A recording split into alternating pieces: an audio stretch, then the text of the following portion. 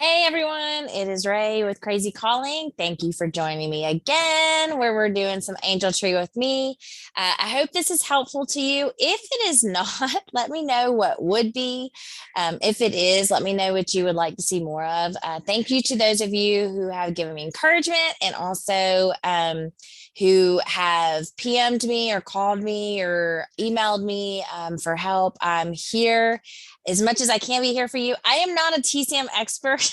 I only know enough that I know to get through my program, but I'm willing to help you or to call or to do videos on whatever you need, which is why I'm doing this video. I saw one of my friends had asked about a drive-through distribution, and we did one last year and we loved it. So we're going to continue to do the drive-through because the pandemic's still going, but also it was just really effective, and I think we served our people well through doing it in that way.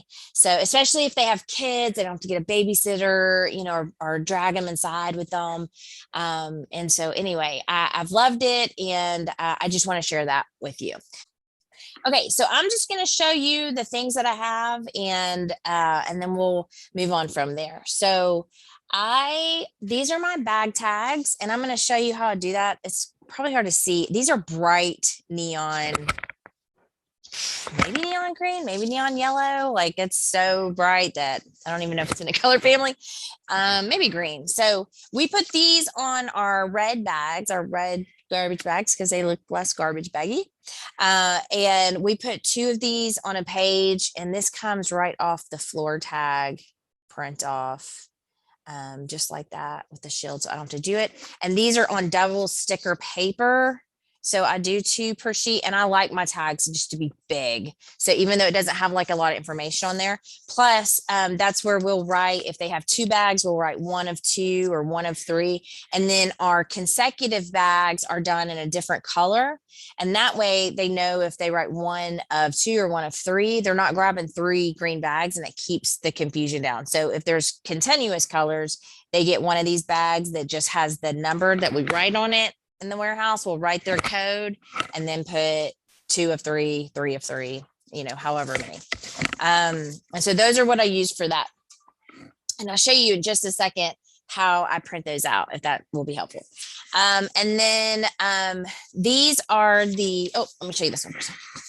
These are the floor warehouse ones. I like to do a huge sheet. You can make these smaller, and I'll show you how to do that when I'm showing you the car thing. So you can decide if you want to make it smaller or if you want to keep them big. I just like that portion in the warehouse to be big. So not necessarily doing my part to save the planet during Christmas, but I am saving my sanity. So that has to count for something. And then these are what I use for the car tags. And I use the warehouse floor labels, and I do them smaller. So I actually do them. These are, I think I do them 4 to a sheet actually, instead of 2, 4 to a sheet. So it'll be like this big. All right. So they'll be about this size, like a fourth of the sheet of a whole sheet of paper. This is the 4th. And then these I do 9 to a sheet. And I put those on top. And those are so that this one can stay on the car. And when the bag deliverer comes out, they can rip this one off and take it with them. And they still have that number to match up. Because when you're seeing cars and numbers all day, you might be like, oh gosh, like which red car was it or which silver car was it or whatever. So this just helps. And I'll show you what I mean by that. If you don't want to do that, you don't have to. You could just take this off the car. And another way you could possibly do that is take this off the car and have somebody write that number on there on the car with like a dry erase or a wet erase, and then have somebody else wipe it off and give you more like volunteer opportunities if you have like a wiper and a writer. So however, but this is just how I do it. I have this, and then I have something that they can hold in their hand. And I started having something that somebody can hold in their hand when they're going to retrieve bags. Back when I was in Houston, because I had a gentleman that would help me. He was a great helper, but he started getting really nervous about it. And he was dyslexic. And so it was easier for him to actually hold it and see the numbers than me say, hey, go get 113. He might get like 131. So this was helpful. So take it or leave it. Okay, so I'm going to show you real quick. I'm going to share my screen and show you how I come up with that. Okay, I go to applicant and then I go to applicant records. And all of these reports that you're going to do for your applicant records are right here. So print applications, which I do. I print all my applications and I just print front and back, and I print those full page, and that's what I use in my binder. I don't know if you remember Michelle Hutchinson she uses a list, and there is a way that you can print a list on TSAMM. But I didn't really like the information. I didn't think I wanted to switch this year, even though I looked into it. Sounds like a great idea, but I'm going to keep this portion of what I've done. So that's where you print applications. I'm going to show you first where I print the family label that goes on the sticker. Oh, you know what? I'm going to make sure I've got less because it'll take less time to load. And this is where if you wanted, you just wanted to go ahead and do all yours, you could do it here. I wouldn't do all because it takes a long time to load. I would not do more than 100 at a time. I'd probably even stick with like 50 at a time because it won't take as long to load. But for the sample, I'm going to do 10 at a time, and I'm going to show you print family label. And this comes up. I'm going to confirm that I'm going to print. It comes up right here at the, wait, does it? Think it comes up right. Nope, it comes up right here. Okay, so your labels come up like this, and then I switch mine to landscape. And then I go to pages per sheet. I go to 2. And this gives me the way I want it to print out to look like this on my 2 sheet label thing. Okay.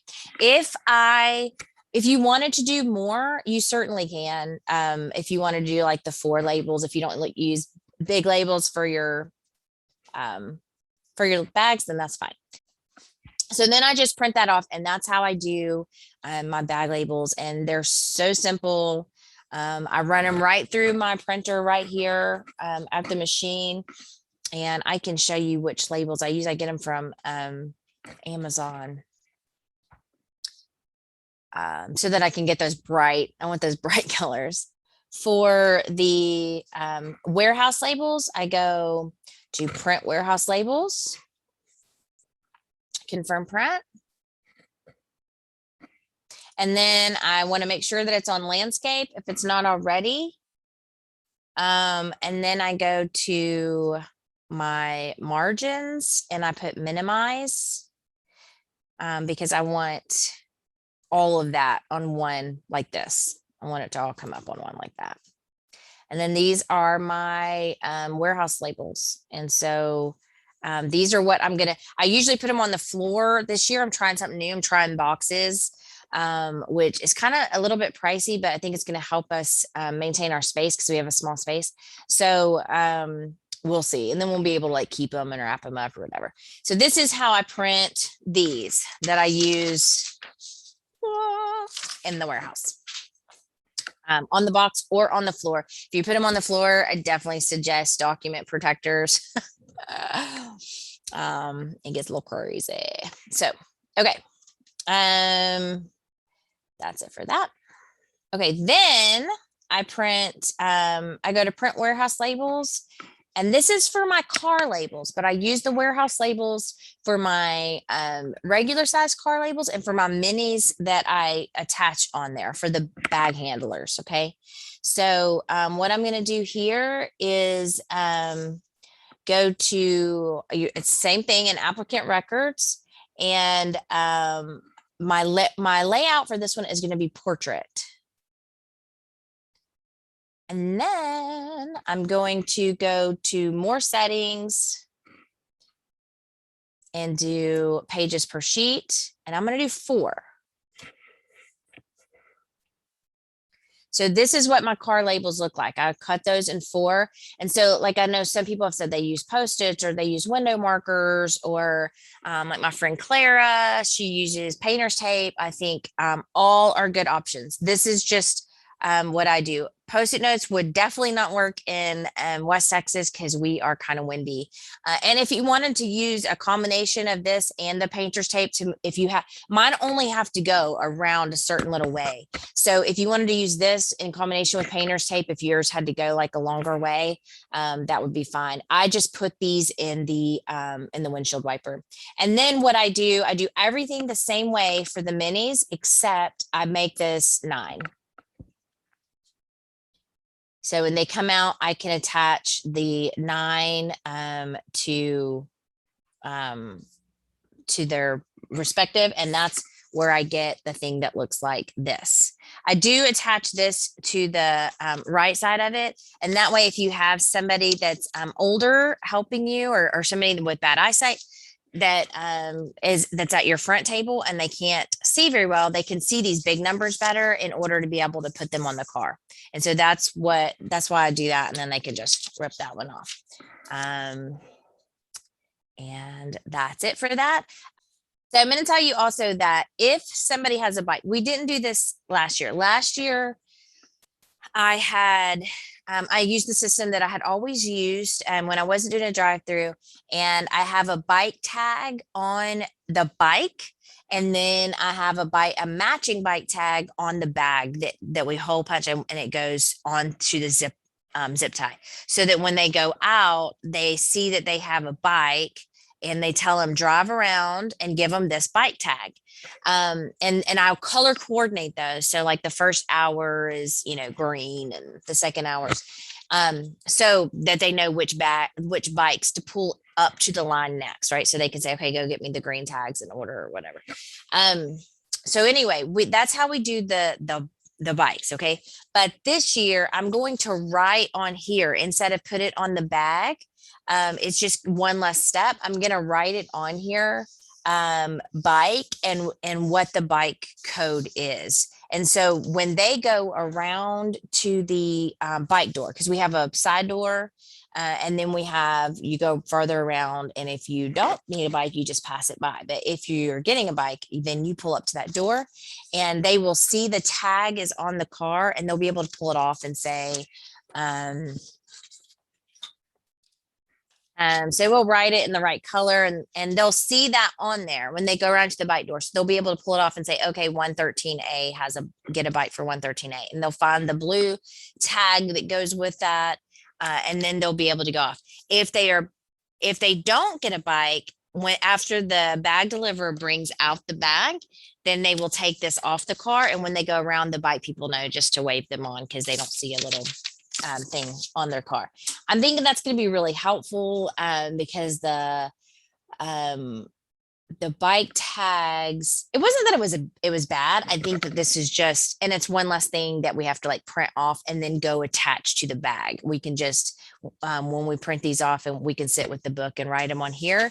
And all of these will be labeled in a box. We'll use like a little picture box, and these will be labeled at the front table.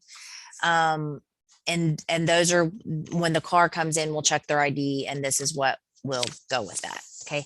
So I'm going to show you the rest. Oh, what?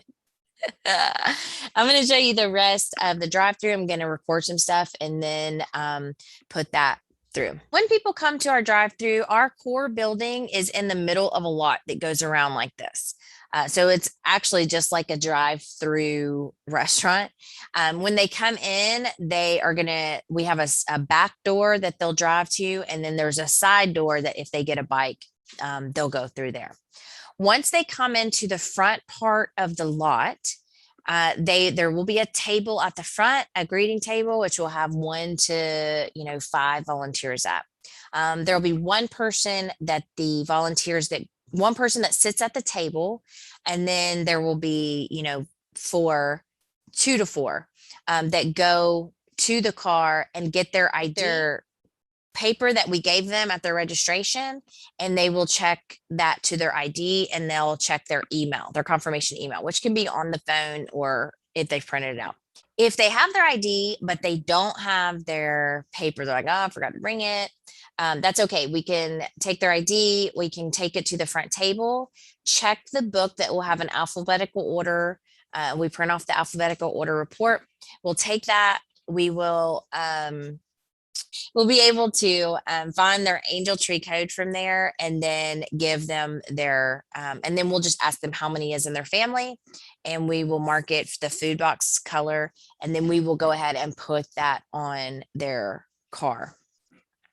Once we have their name and once we have their angel tree code, whether it's by checking the book because they don't have their paperwork or by checking their paperwork, we put that tag on the front windshield of the car on the passenger side, and then they just drive around to that first door.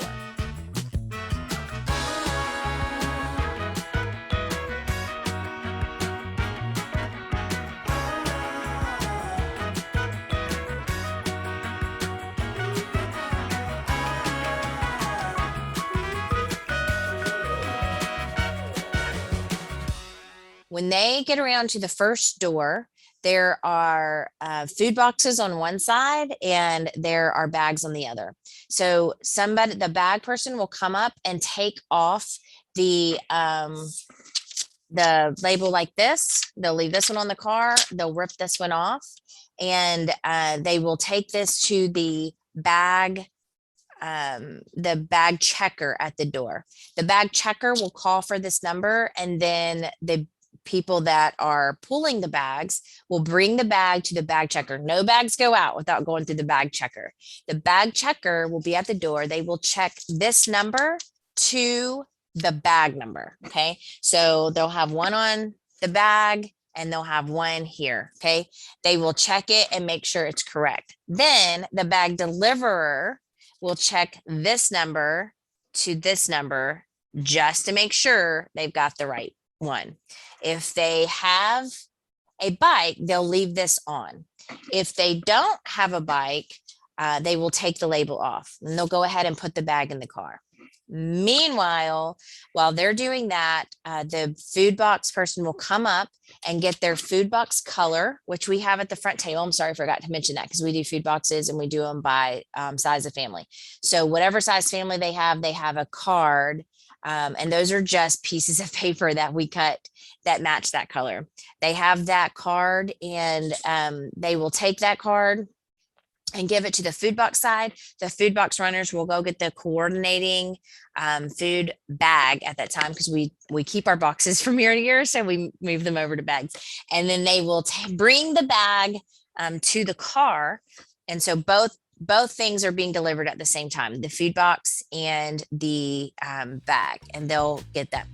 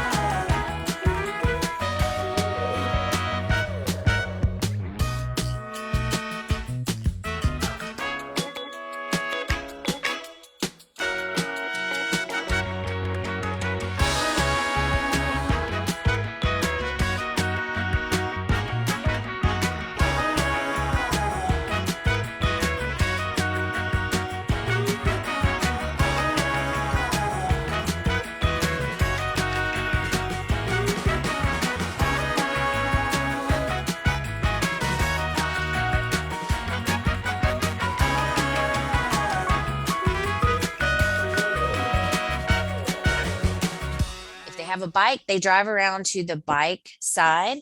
The bike checker will check this tag and that is on the car. They'll grab that tag that's on the car. They will find the coordinating bike tag that matches that, and they will deliver the bike out to the car, and then they will take this back.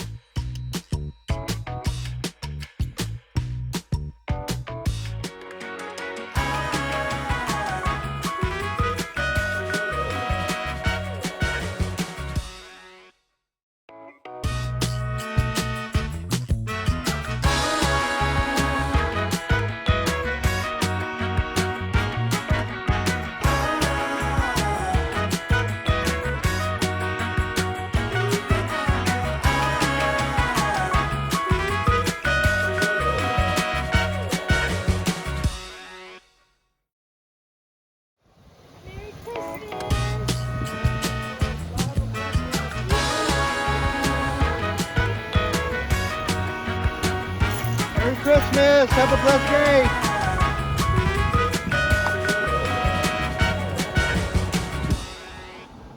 And that is how our Angel Tree drive-through works. So we try not to have too many people. We only have maybe 5 people in the gym that are doing bag deliveries.